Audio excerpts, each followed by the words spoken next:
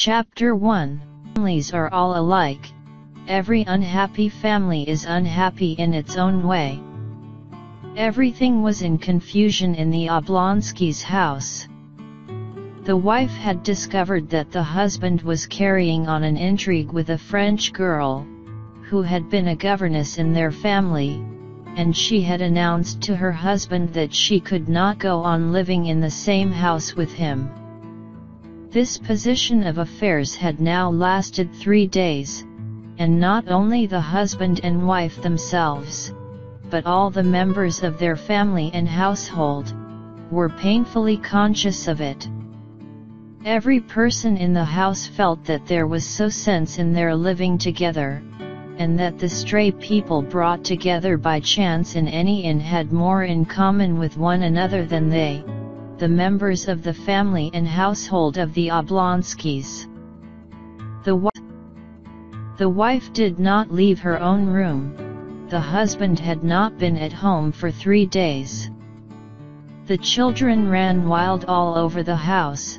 The English governess quarreled with the housekeeper, and wrote to a friend asking her to look out for a new situation for her.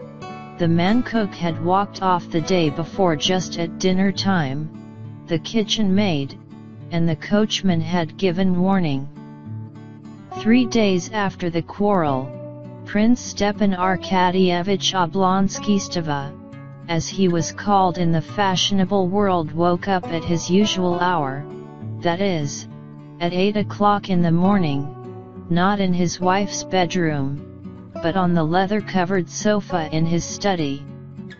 He turned over his stout, well-cared-for person on the springy sofa, as though he would sink into a long sleep again. He vigorously embraced the pillow on the other side and buried his face in it, but all at once he jumped up, sat up on the sofa, and opened his eyes. Yes, yes, how was it now? He thought, going over his dream. Now, how was it? To be sure, Ulubin was giving a dinner at Darmstadt. No, not Darmstadt, but something American. Yes, but then, Darmstadt was in America. Yes, Ulubin was giving a dinner on glass tables, and the tables sang, Il mio tesoro, not Il mio tesoro though, but something better, and there were some sort of little decanters on the table, and they were women, too, he remembered. Stepan Arkadyevich's eyes twinkled gaily, and he pondered with a smile. Yes, it was nice, very nice. There was a great deal more that was delightful, only there's no putting it into words, or even expressing it in one's thoughts awake. And noticing a gleam of light peeping in beside one of the serge curtains, he cheerfully dropped his feet over the edge of the sofa, and felt about with them for his slippers, a present on his last birthday, worked for him by his wife on gold-colored morocco.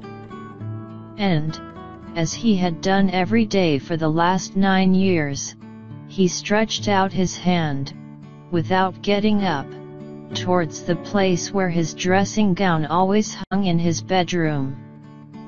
And thereupon he suddenly remembered that he was not sleeping in his wife's room, but in his study, and why? The smile vanished from his face. He knitted his brows. Ah, oh, oh, he muttered, recalling everything that had happened. And again every detail of his quarrel with his wife was present to his imagination, all the hopelessness of his position, and worst of all, his own fault. Yes, she won't forgive me, and she can't forgive me. And the most awful thing about it is that it's all my fault, though I'm not to blame. That's the point of the whole situation, he reflected. Oh, he kept repeating in despair, as he remembered the acutely painful sensations caused him by this quarrel. Most unpleasant of all was the first minute when, on coming, happy and good-humored, from the theater, with a huge pear in his hand for his wife, he had not found his wife in the drawing room, to his surprise had not found her in the study either, and saw her at last in her bedroom with the unlucky letter that revealed everything in her hand. She, his Dolly, forever fussing and worrying over household details, and limited in her ideas, as he considered, was sitting perfectly still with the letter in her hand, looking at him with an expression of horror, despair, and indignation. "What's this? This?" she asked, pointing to the letter. And at this recollection, Stepan Arkadyevitch, as is so often the case, was not so much annoyed at the fact itself as at the way in which he had met his wife's words. There happened to him at that instant what does happen to people when they are unexpectedly caught in something very disgraceful. He did not succeed in adapting his face to the position in which he was placed towards his wife by the discovery of his fault. Instead of being hurt, denying, defending himself, begging forgiveness, instead of remaining indifferent, even anything would have been better than what he did do. His face utterly involuntarily, reflex spinal action, reflected Stepan Arkadyevitch, who was fond of physiology, utterly involuntarily assumed its habitual, good-humored, and therefore idiotic smile. This idiotic smile he could not forgive himself.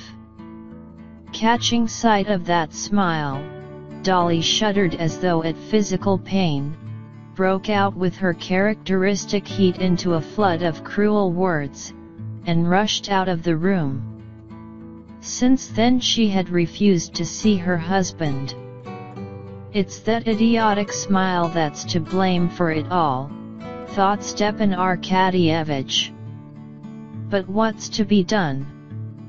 What's to be done?" he said to himself in despair, and found no answer. Yeah.